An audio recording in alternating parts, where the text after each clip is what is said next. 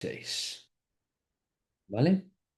Para que podamos un poco, pues como digo, saber exactamente qué es lo que estamos viendo.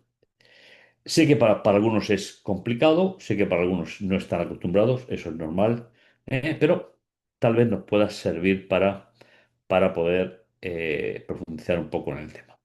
Recordábamos que en Daniel 7:25 eh, teníamos una gran incógnita, que aunque nosotros hemos dado por hecho que, que lo teníamos claro, ¿eh? El texto nos ayuda a ampliar, no a reducir, sino a ampliar. Entonces, fijaos, decíamos que en Daniel 7:25 la palabra contra o hacia el Altísimo pronunciará, a los santos del Altísimo desgastará y pensará en cambiar los tiempos y la ley y serán entregados en su mano por un tiempo, tiempos y la mitad de tiempo. Si os fijáis aquí un poquito, tal y como Daniel escribe, todos los verbos son intensos, muy intensos. Es decir, literalmente sería, pronunciará intensamente, desgastará intensamente, pensará profundamente y serán entregados de forma pasiva. Es decir, el pueblo será entregado de forma pasiva, no podrá reaccionar ante ese ataque. ¿Vale?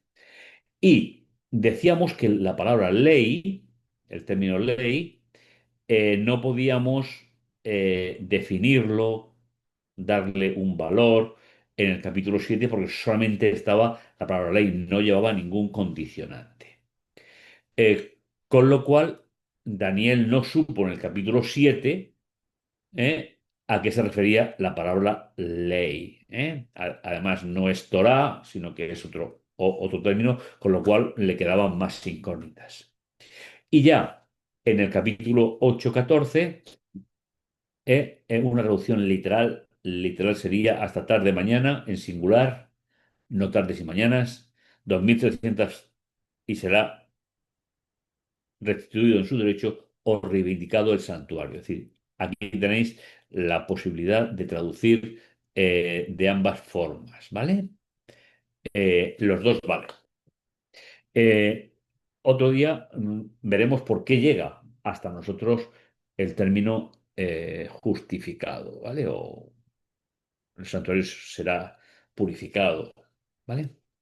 Entonces, a ver, nosotros decíamos que en el capítulo 8 de Daniel, que os invito a que podamos repasarlo con la Biblia, ¿vale?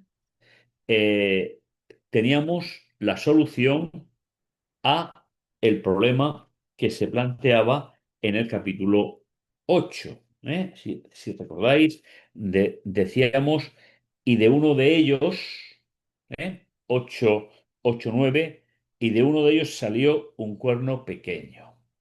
Y la justificación es la siguiente, seguro que os acordáis. En el versículo 8 dice, y aquel macho cabrío se engrandeció, pero estando en su poder, aquel gran cuerno fue quebrado, en su lugar salieron cuatro cuernos notables hacia los cuatro vientos de los cielos. La palabra cuerno es femenino, cielos es masculino y por eso el de uno de ellos, del versículo 9 se tiene que recibir exclusivamente a los cielos, no a los cuernos. Y ya estuvimos hablando de lo que repercutiría que fuese de los cuernos, porque sería una división del imperio griego, con lo cual no teníamos ni profecía ni tendríamos nada después. Luego veremos cómo termina interpretando esto el pueblo judío para que tengáis toda la misión. Y entonces decíamos que la obra del cuerno pequeño se centra, sobre todo, según el versículo 10 y 11 se centra en una parte del santuario, no en el santuario completo. Es decir, no se puede centrar en el altar, porque el altar es historia, el altar estaba representando la muerte del Hijo de Dios, con lo cual eso no se puede cambiar. Se puede malinterpretar, pero no se puede cambiar. Y fijaos, seguro que os acordáis. Versículo 11 del capítulo 8. Se llegó a engrandecer hasta contra el príncipe de la milicia celestial, por él fue quitado el continuo. Recordar que llegábamos al acuerdo de que la palabra sacrificio no estaba, bien por el comentario que había dicho el White y bien porque el hebreo no lo pone, con lo cual coincide perfectamente y además para mí fue muy importante porque ya no sabía nada de hebreo, con lo cual se lo tuvo que revelar el espíritu, no era posible que no supiera esto, ¿vale? Y el lugar santuario fue echado por tierra. Eh, si el santuario es pisoteado o echado por tierra, cuando termina el periodo, el santuario hay que volver a ponerlo en el lugar que le corresponde. Y aquí tenemos entonces el versículo 8:14, ¿vale? Es decir, hasta tarde y mañana 2300 y será restituido en su derecho o reivindicado el santuario. ¿Por qué? Y esta es una pregunta importante para que la tengamos en cuenta. ¿Por qué? Porque si el cuerno pequeño va a estar fastidiando hasta la venida de Jesús. Porque primero no se refiere a un santuario en la tierra, sino se refiere a un santuario en el cielo. Eso será el capítulo 9 quien lo matice mejor. Y a partir de ahí es porque Jesús pasa del lugar santo al lugar santísimo. Con lo cual, como Jesús ha terminado la función en el primer departamento, es decir, en el continuo, no puede atentar contra esa función. Y la Biblia no dice nada en ningún lugar que atente contra la función de Jesús en el lugar santísimo. No lo dice en ningún lugar. Con lo cual, Daniel se va a centrar es decir, en el momento de su ascensión hasta 1844. ¿Eh? Por eso será restituido en su derecho o reivindicado el santuario.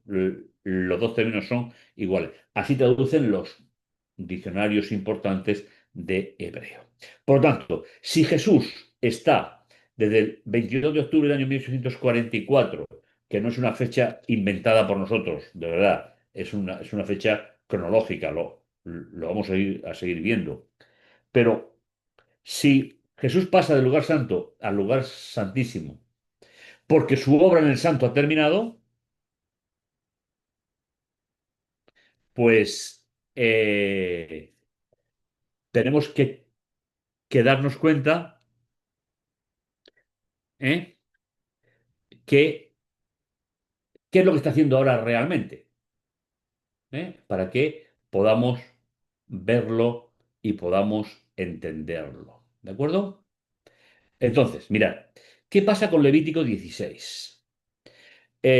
Levítico 16 es el capítulo que eh, estudia o que describe las instrucciones sobre lo que va a pasar en el lugar santísimo, o el santo de los santos.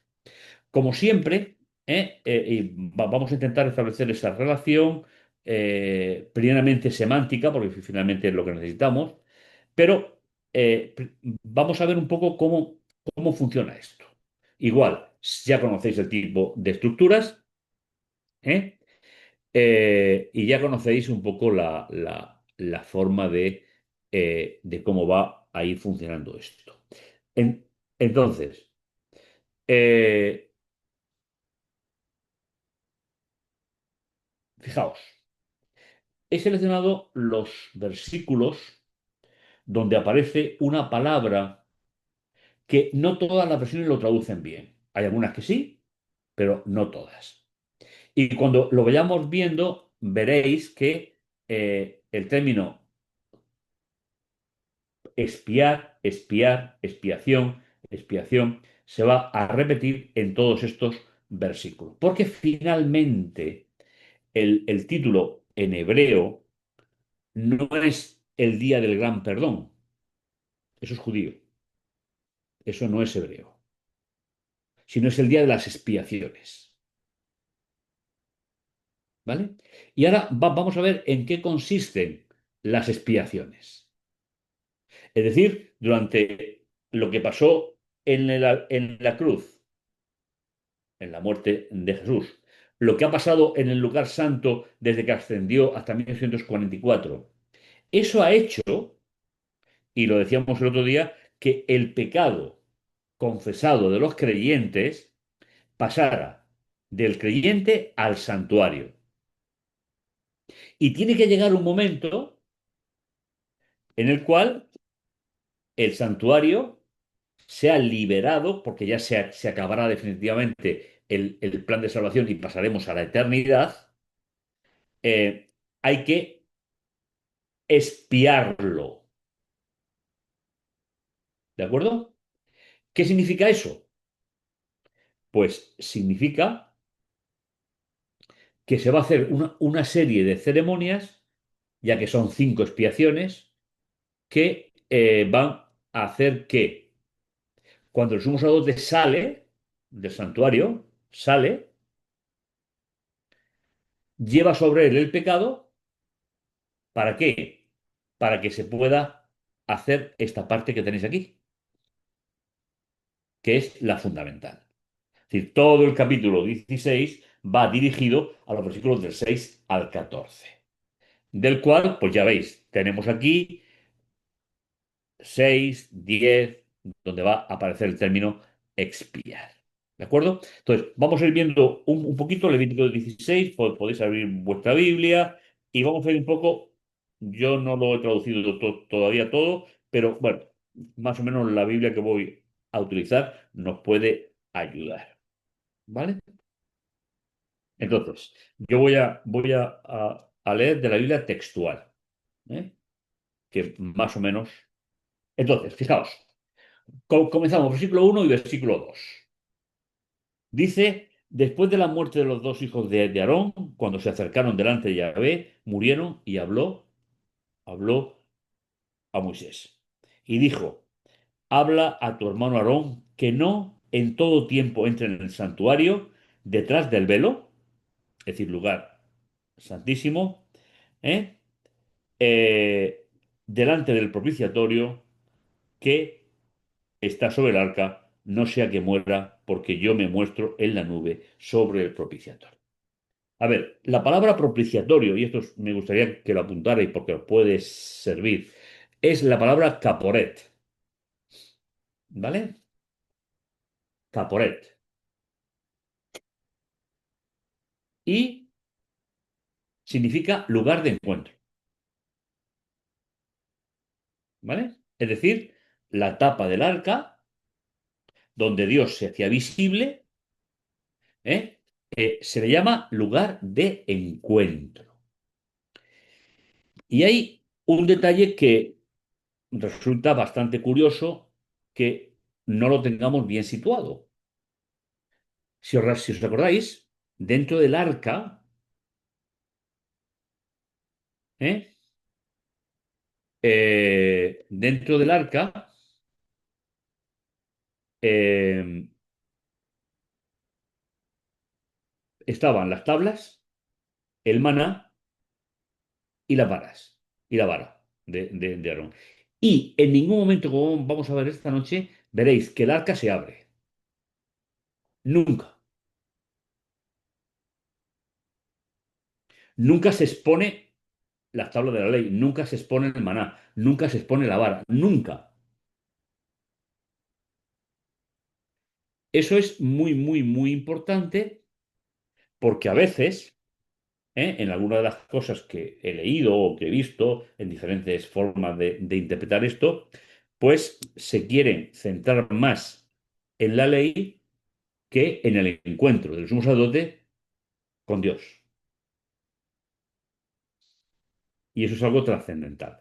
Entonces, por ejemplo, recordar, versículo 2. ¿eh? Habla tú que no todo tiempo entre en el santuario detrás del velo, delante del propiciatorio, que no sea que mueran. Yo me muestro en la nube sobre el lugar de encuentro, sobre el propiciatorio. Con lo cual, esta ceremonia tiene que ver con un encuentro personal entre el Padre, o Yahvé Padre, y el sumo sacerdote celestial.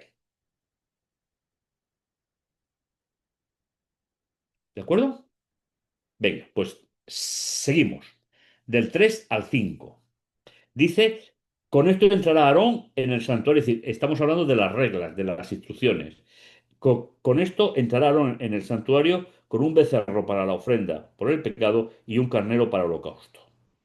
Vestirá una túnica, es decir, vestirá de sumo sacerdote. ¿Vale? Por eso, Apocalipsis, y eso lo veremos a partir de la semana que viene, Apocalipsis se nos muestra al resucitado con vestido de sumo sacerdote. ¿Eh? Lo tenéis en el capítulo 1 de Apocalipsis. Y dice, el 5, tomará dos machos cabríos de la congregación de los hijos de Israel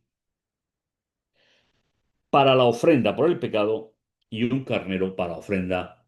Es decir, el holocausto era la ofrenda que se quemaba todo, se incineraba todo el animal. ¿Vale?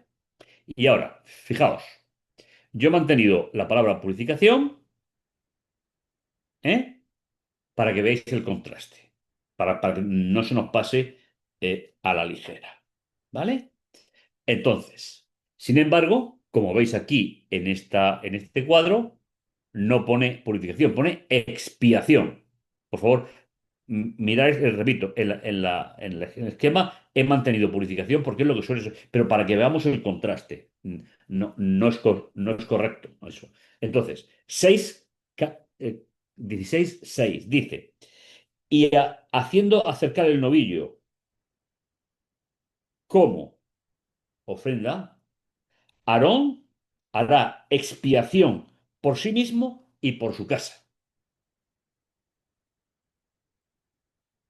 Es decir, la primera expiación que se hace es por el sumo sacerdote, por la clase sacerdotal. ¿De acuerdo? La primera expiación. Después tomará los dos machos cabríos, ¿eh? Y hará que estén delante de Yahvé a la entrada del tabernáculo. Y Aarón echará suerte sobre los dos machos cabríos, una suerte para Yahvé y el otro por Azazel. Estamos en el versículo 8. ¿Vale? Estamos aquí. ¿Eh? Ya hemos encontrado que lo que se habla es expiación y no purificación. ¿Eh? Simplemente para que os acordéis de esto. Entonces, eh, fijaos, la palabra azazel significa separado de Dios, literalmente. ¿Vale? Entonces, ¿cuál es el verdadero conflicto que se derime aquí? Jehová y Azazel. Yo sé que vamos a tener que ir visualizando esto poco a poco para que veamos la dimensión. En el altar se hacía una cosa, en el lugar santo se hacía otra, ¿eh? Y resumiendo es, en el altar es la culpabilidad, hemos hablado de ello, en el lugar santo se concede el perdón y en el lugar santísimo se produce la reconciliación. El término expiación significa reconciliación.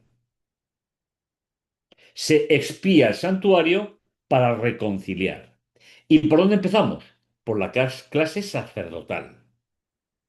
Luego, cuando ya la clase sacerdotal ha sido expiada, se va a elegir un macho cabrío que va a representar a Yahvé y un macho cabrío que va a representar al que está separado de Dios. ¿Eh? Como tenemos en el versículo 8. Luego Aarón acercará el macho cabrío sobre el cual haya caído la suerte por Yahvé y lo ofrecerá en holocausto. Fijaos qué detalle más bonito. El que representa a Dios es sacrificado. El que representa a Azazel no es sacrificado. No sé si os habéis fijado en este detalle, pero eso es un detalle importante, relevante. ¿Vale? Pero el macho cabrío sobre el cual ha caído la suerte por Azazel será presentado vivo ante Yahvé para hacer expiación sobre él, a fin de enviarlo al desierto como Azazel, es decir, como separado de Dios. Así, fijaos, así cerramos, en esta primera parte cerramos el círculo. Es decir, cuando el sumo sacerdote ha entrado al lugar santísimo o santo de los santos, eh, ahí se produce la expiación primeramente por la familia sacerdotal, eso ya está resuelto, ¿eh? Ya ha habido reconciliación a través del sumo sacerdote entre la clase sacerdotal y Dios, y ahora se elige, ya una vez que el sumo sacerdote ha sido expiado, está en condiciones de establecer una relación personal con Dios, pues entonces se elige este macho cabrío que va a ser enviado al desierto. Entonces Aarón conducirá el novillo por la expiación y degollando el novillo como ofrenda por el pecado, hará expiación por sí mismo y por su casa. Y ya es en el desierto. ¿Vale? Seguimos. Recordar, en el versículo 10 tenemos la palabra espiar también. ¿Eh? Eso es la función que estamos viendo. Y seguimos para que veamos un poco cómo funciona esto. Y enseguida dice, pondrá, el versículo 13, el incienso sobre el fuego en presencia de Yahvé para que el humo del incienso cubra el propiciatorio que está sobre el testimonio para que no muera. Es decir, hay como una cortina de humo, en sentido totalmente positivo, por la presencia de Dios ahí. Que finalmente, qué poca importancia le damos que la expiación se hace entre Dios, Yahvé, y el sumo sacerdote. Porque esa es la función del lugar santísimo. ¿Vale? Seguimos. Del 15 al 19. Fijaos, 15, 16 y 18 aparece de nuevo la palabra expiación. ¿Eh? Degollará el macho cabrío de la ofrenda por el pecado que corresponde al pueblo y meterá su sangre detrás del velo. Es decir, después de la clase sacerdotal, hará es por el pueblo. Y hará con su sangre, como hizo con la sangre del novillo, haciendo aspersión sobre el propiciatorio delante, y así hará expiación por el santuario, a causa de las impurezas de los hijos de Israel, de sus transgresiones y de su pecado. Y aquí decíamos la semana pasada que es Jatá, Abón y Pesaj. Seguro que más o menos os suena, os acordáis. Es decir, pecado involuntario, pecado diseñado y pecado de rebelión. ¿Por qué? Porque están dentro del santuario los que están confesados. Eso ya lo decíamos. Nadie podrá permanecer en el tabernáculo de reunión desde que él entre en el santuario para hacer expiación hasta que salga. ¿Eh? Luego saldrá hacia el altar que está ante Yahvé, versículo 18, y hará expiación, ¿eh? El tercer versículo marcado, y hará expiación por él. Tomará parte de la sangre del novillo, de la sangre del macho cabrío, y la aplicará sobre los cuernos del altar alrededor. Luego rociará sobre este 7 veces la sangre de su dedo, y así expiará. ¿Eh? Eh, y a partir del versículo 20, cuando haya acabado de hacer la expiación por el santuario, por el tabernáculo de reunión y por el altar, hará expiación, hará aproximar el macho cabrío vivo, es decir, que representa a Dios. Aarón, perdón, representa al separado de Dios. Aarón apoyará su mano sobre la cabeza del macho cabrío vivo y confesará sobre él todas las iniquidades de los hijos de Israel, como todas sus transgresiones y todos sus pecados. ¿Veis? Se vuelven a repetir eh, el pecado involuntario, pecado diseñado y pecado por rebelión. Y el macho cabrío cargará sobre él, si todas las iniquidades de ellos hacia una tierra solitaria, y se les dejará ir al desierto. ¿Vale? Es decir, y esto nos va a servir en el Apocalipsis mucho más que en Daniel, muchísimo más que en Daniel. ¿Eh? El macho cabrío cargará sobre sí las iniquidades de ellos hasta una tierra solitaria y se le dejará ir por el desierto.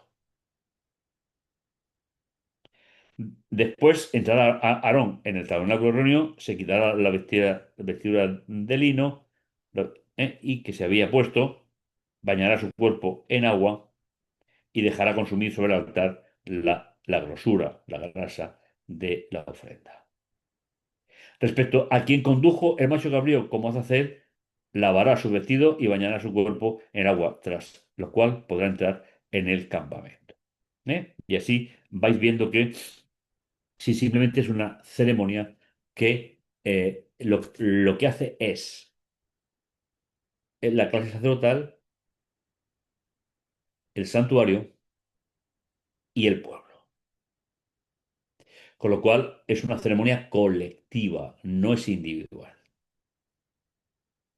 Y por supuesto, si repasáis todo lo que habéis aprendido, os han enseñado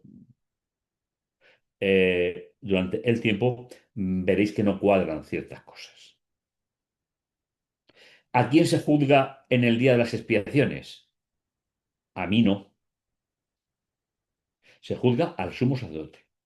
Y para eso, lo pone más adelante, el sacerdote llevaba unas campanitas, ¿eh? en la falda para que el pueblo estuviese escuchando cómo se movía dentro del santuario.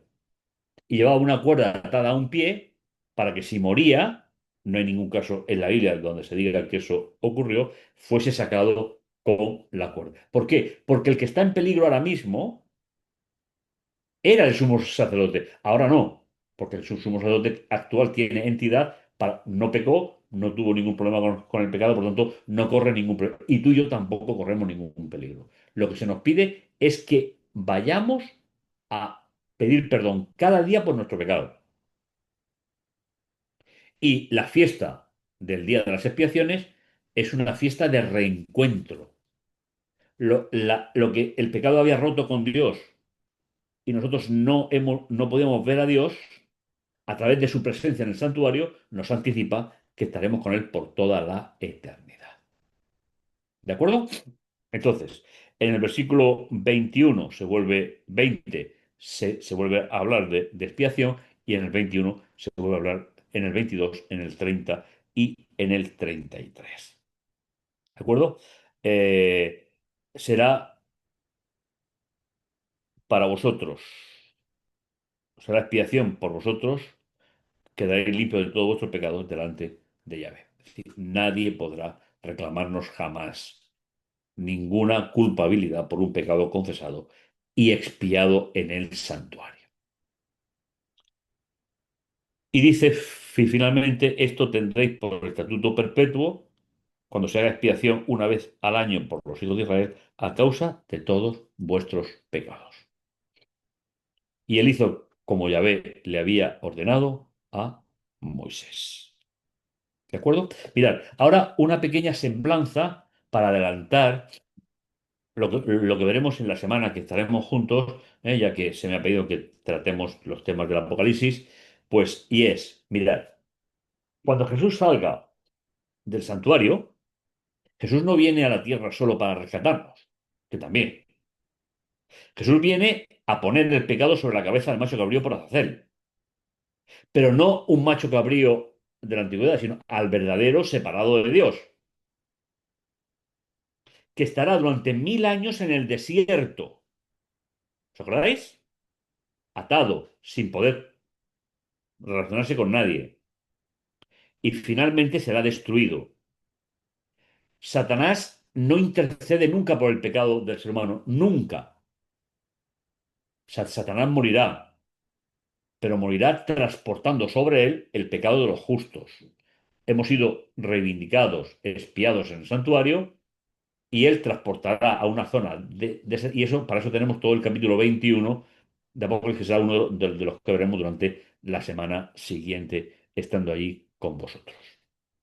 ¿De acuerdo? Venga, pues ahora terminamos la grabación y entramos en las preguntas, que seguro que tenéis muchas.